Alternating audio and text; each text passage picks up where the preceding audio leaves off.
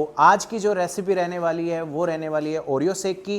तो Oreo shake बनाने से पहले हमें किन किन चीज़ों की ज़रूरत होती है तो वो मैं बता देता हूँ। जैसे इसका नाम है ओरियो शेक, तो हमें सबसे पहले एक ओरियो बिस्किट की रिक्वायरमेंट रहेगी। तो यहाँ पे हमारे पास में एक 10 रुपये का ओरियो बिस्किट है। साथ में हमें एक वनीला आइसक्रीम चाहिए होती है, तो वनीला आइसक्रीम का हमारे पास में ब्लॉग है। और साथ में हमें चाहिए होता है मिल्क। इसमें शुगर ऐड नहीं होती क्योंकि ओरियो के अंदर पहले से शुगर एडेड रहती है और इसके अंदर क्रीम भी आती है, तो उसका टेस्ट थोड़ा सा स्वीट ही रहता है, तो इस वजह से इसके अंदर शुगर की रिक्वायरमेंट नहीं रहती है। अब इसको बनाने से पहले मैं आप बात कर लेते हैं कि आप अगर एक क्लाउड किचन चला रहे हैं, एक रेस्टोरेंट चला रहे हैं, उसके अंदर आप अगर शेक और मॉकटेल का एक सेशन रखते हैं तो आपके पास में ऑर्डर आने के चांसेस उतने ही ज़्यादा बढ़ जाते हैं। तो ओरियो शेक एक ऐसा शेक है जो हर एक रेस्टोरेंट के अंदर मिल जाता है, पर इसकी जो रेसिपी रहने वाली है वो हम क्रैक करने वाले हैं अच्छे रेस्टोरेंट की तरह। जैसे कि कई बड़े बड़े रेस्टोरेंट हैं वो ओरियो शेक को कैसे बनाते हैं कि उनका इतना डिलीशियस, इतना अच्छा और इतना टेस्टी बन जाता है। तो बेसिकली क्या होता है कि आइसक्रीम दो तरह की इसमें यूज कर सकते हैं, एक चॉकलेट आइसक्रीम या फिर एक वनीला आइसक्रीम। पर इसका जो टेस्ट आता है वो वनीला आइसक्रीम में बहुत ही बेटर आता है। तो आज जो हम इसको बनाने जा रहे हैं वो वनीला आइसक्रीम में बनाने जा रहे हैं। तो ये हमारे जो इंग्रेडिएंट्स थे, जैसे कि मैंने ओरियो बताया था, ये हमारे पास में मिल्क है। राजस्थान में बेसिकली ये सरस कंपनी ज़्यादा चलती है। आप अगर अमूल यूज करना चाहें तो अमूल भी यूज कर सकते हैं। एक आपके पास में मिक्सचर रहना चाहिए, ठीक है। एक मेजरिंग के लिए एक कांटा होना चाहिए, तो ऐसे कांटे अगर भी ना हो तो छोटे कांटे भी आप यूज कर सकते हो। तो एक ओरियो शेक का जो ऑर्डर जाता है वो लगभग 350 ml ग्लास के अंदर जाता है। अगर आप इसकी ब्रांडिंग कराते हैं अपने ब्रांड नेम के साथ में या अपने रेस्टोरेंट के नाम पे, तो आपके ऑर्डर आने के चांसेस उससे ज़्यादा बेटर हो जाते हैं, क्योंकि अगर ब्रांडिंग रहेगी तो कस्टमर को थोड़ा सा अट्रैक्शन अच्छा होगा और जो वो प्राइस पे कर रहा है उसको भी उसको थोड़ा सा सेटिस्फेक्शन मिलेगा। तो ये 350 ml का जो हमारा ग्लास रहने वाला है जूस का, तो इस हिसाब से हमें ऐसे बनाना है कि ये ज़्यादा भरे भी ना और ज़्यादा कम भी ना रहे, मतलब एक्यूरेट कैसे बनता है एक ग्लास की मेजरिंग हम करके बताते हैं आपको। तो यहाँ पे एक जो एक बिस्किट है वो हम इसके अंदर डाल देते हैं जार के अंदर। तो एक बिस्किट के अंदर लगभग 5 बिस्किट आते हैं। तो ये 10 रुपये का पैकेट है, तो ये 5 बिस्किट हम इसके अंदर डाल चुके हैं, ठीक है। अब हमें मेजर करना है मिल्क को।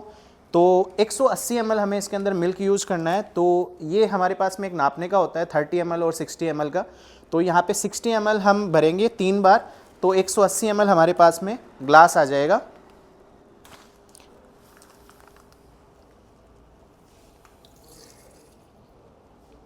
ऐसे ऐसे करके आप इसको 3 बार भरेंगे तो इसके अंदर ग्लास के अंदर ये 3 बार चला जाएगा।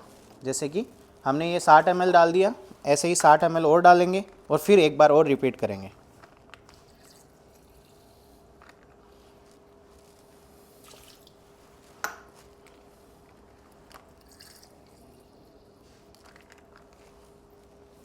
ये हमारा 180 ml मिल्क इसके अंदर जा चुका है। हमने याद रहे कि हमने पहले इसके अंदर ओरियो पहले ही डाल लिया है। तो ये जब सब कुछ डल जाता है उसके बाद में हमें मेजर होती है आइसक्रीम की। तो यहाँ पे हमने इसको रखा, अभी इसका वेट आ रहा है, इसको हम 0 कर लेंगे। ये 0 वेट हो चुका है, यहाँ पे 0 दिख रहा होगा आपको, ठीक है। अभी इसके अंदर हमें जैसे कि 180 ml हमने मिल्क यूज़ किया था, तो लगभग हमें 140 ml इसके अंदर आइसक्रीम यूज़ करनी है, जिससे कि हमारा जो मेज़र है, जैसे 350 ml का ग्लास है तो वो 350 ml हो जाए। जैसे कि 180 + 140 कितना होता है, उस हिसाब से ये मेजरिंग रहेगा। और 10 ग्राम आप ये मान के चलिए कि ओरियो का वेट रहने वाला है, तो ये ग्लास हमारा पूरा पूरा भर जाएगा। इसी तरह से मेजरिंग करके अगर आप बनाते हैं तो उसका टेस्ट भी सिमिलर होगा और हर बार आपकी रेसिपी का टेस्ट भी सेम आने वाला है। तो यहाँ पे मैं आइसक्रीम डाल रहा हूँ, तो हम इसके अंदर से आइसक्रीम ले रहे हैं।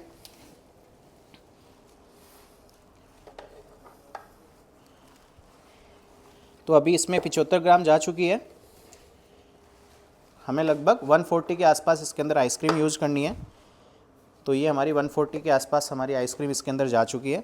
जाने के बाद में हम इसको मिक्सर पे लगाएंगे, इसको ढक्कन से ढकेंगे, ठीक है, और इसको एकदम बारीकी से ग्राइंड कर लेंगे। अब ये ग्राइंड होता रहेगा और ग्राइंड होने के बाद में हमारा ओरियो शेक तैयार हो जाता है। तैयार होने के बाद में हमें इस ग्लास के अंदर इसको सर्व करना है। सर्व करके भी दिखाते हैं। बाद में आपको दिखा देता हूँ इसकी जो क्वालिटी और थिकनेस बनी है वो बड़ी शानदार बनी है, एकदम बड़ा ही गाढ़ा गाढ़ा बना है। और ये देखो, जैसा मैंने कहा था, अगर आप नाप के बनाते हैं तो बिल्कुल एक्यूरेट बनता है और एक ग्लास पूरा बढ़ता है। तो यहाँ पे हम इसको ड्रेसिंग करने का तरीका बता देते हैं आपको, कि जैसे ही बन जाता है हम इसको ग्लास को ढक देते हैं। इसके ऊपर आप चाहे तो स्ट्रो दे सकते हैं, बाकी ग्लास काफ़ी अच्छा लग रहा है बनने के बाद में भी। तो इसी तरह से अगर आप भी अपने रेस्टोरेंट में इंट्रोड्यूस कराना चाहते हैं तो अपनी ब्रांडिंग कराइए, ऐसे ग्लासेस यूज़ कीजिए, तो आप आराम से इसको 130-140 के अराउंड आप इसको सेल कर सकते हैं। अगर आप ऑनलाइन सेल करना चाहें तो ऑनलाइन भी कर सकते हैं, अगर आप काउंटर पे सेल करना चाहें तो इजीली काउंटर पे हो जाएगा और उसका टेस्ट भी बहुत ही अच्छा आने वाला है। अगर आपको ये रेसिपी पसंद आई और आप चाहते हैं कि आने वाले वीडियोज़ में आपको और भी शेक्स की रेसिपी चाहिए तो आप नीचे कमेंट कीजिए, हम ज़रूर बताएंगे। तब तक के लिए धन्यवाद।